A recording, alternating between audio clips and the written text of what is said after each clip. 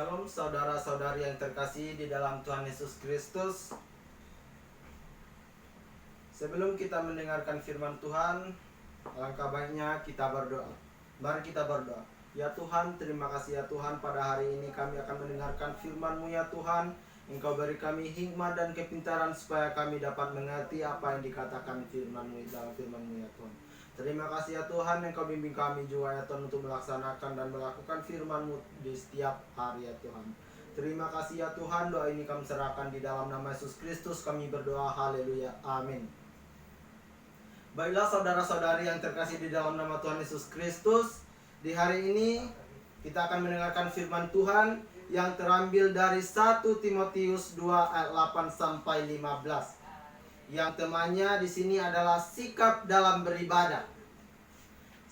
Di sini saya akan membacakannya buat kita semua.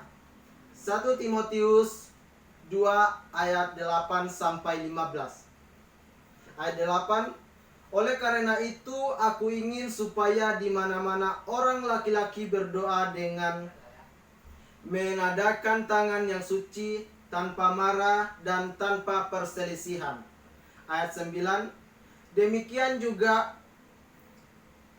hendaknya perempuan, hendaklah ia berdandan dengan pantas, dengan sopan dan sederhana. Rambutnya jangan berkepang-kepang, jangan memakai emas atau mutiara ataupun pakaian yang mahal.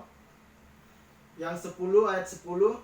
Tetapi hendaklah ia berdandan dengan perbuatan baik seperti yang layak bagi perempuan yang beribadah. Ayat 11. Seharusnya perempuan berdiam diri dan menerima ajaran dengan patuh. Ayat 12. Aku tidak mengizinkan perempuan mengajar dan juga tidak mengizinkannya memerintah laki-laki. Hendaklah ia berdiam diri. Ayat 13. Karena Adam yang pertama dijadikan, kemudian barulah Hawa.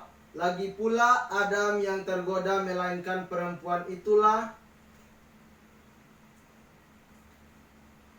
yang tergoda dan jatuh ke dalam dosa. Tetapi ayat 15, tetapi perempuan akan diselamatkan karena melahirkan anak, asal ia bertekun dalam iman dan kasih pengudusan dengan segala kesederhanaan. Tema kita pada hari ini adalah sikap dalam beribadah. Ada beberapa sikap yang harus dimiliki dalam beribadah kepada Allah. Pertama, berdoa dengan ketulusan, tidak dengan kebencian. Hampirilah Allah dengan ketulusan, bukan dengan kepura-puraan, apalagi kebencian terhadap orang lain. Yang kedua, penampilan sopan dan sederhana. Seperti yang dikatakan dalam ayat 9-10. Paulus menekankan agar para wanita menjaga kesopanan dan kesederhanaan penampilan mereka, agar penampilan mereka dapat menjadi teladan dan kesaksian yang baik bagi orang yang di sekitar kita. Yang belum percaya, jadi itu adalah kesaksian. Sebagai kesaksian kita bagi mereka yang belum percaya.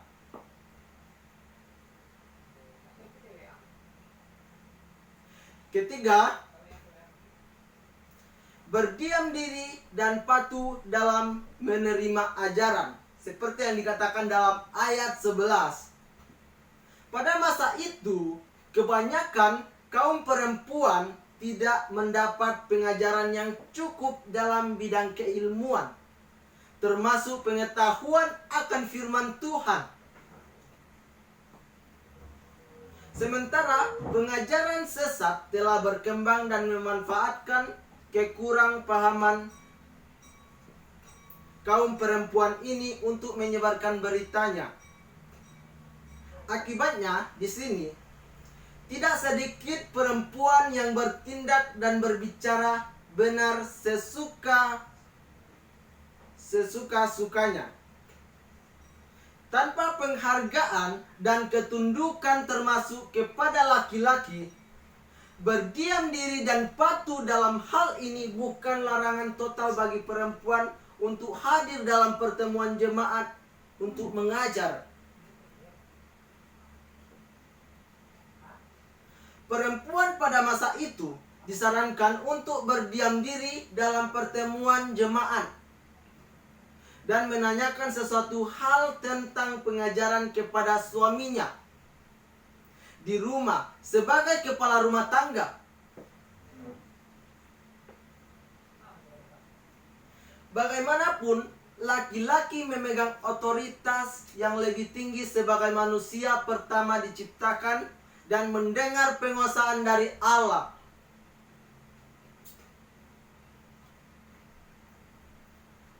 Di kemudian hari, setelah perempuan Lewi terpelajar, beberapa wanita ikut memberitakan Injil.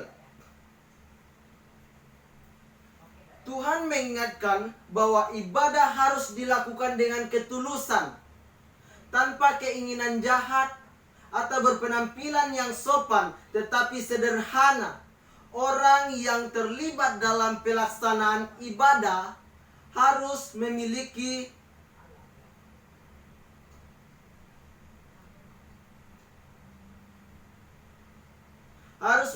pemahaman yang benar dan menghormati ordinasi yang telah Tuhan tetapkan sejak awalnya. Lakukanlah ibadah seturut kehendak Tuhan, bukan kehendak atau motivasi pribadi. Ada orang di dunia ini datang ke gereja hanya untuk memamerkan pakaian atau kekayaannya.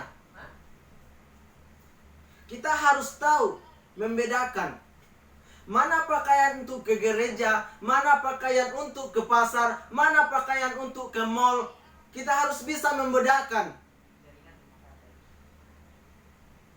Jangan semuanya itu sama.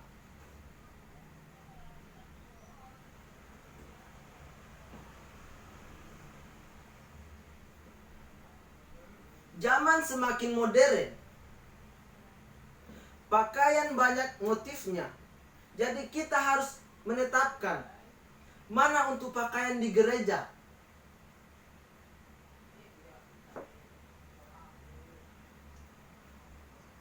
Kita ke gereja untuk memuji Tuhan,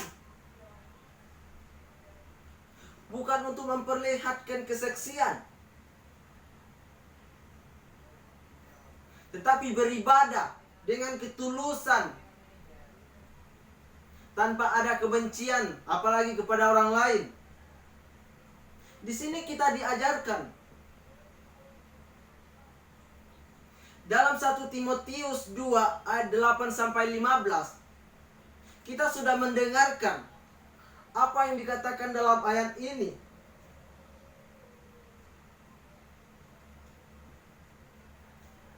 Ini adalah didikan bagi kita.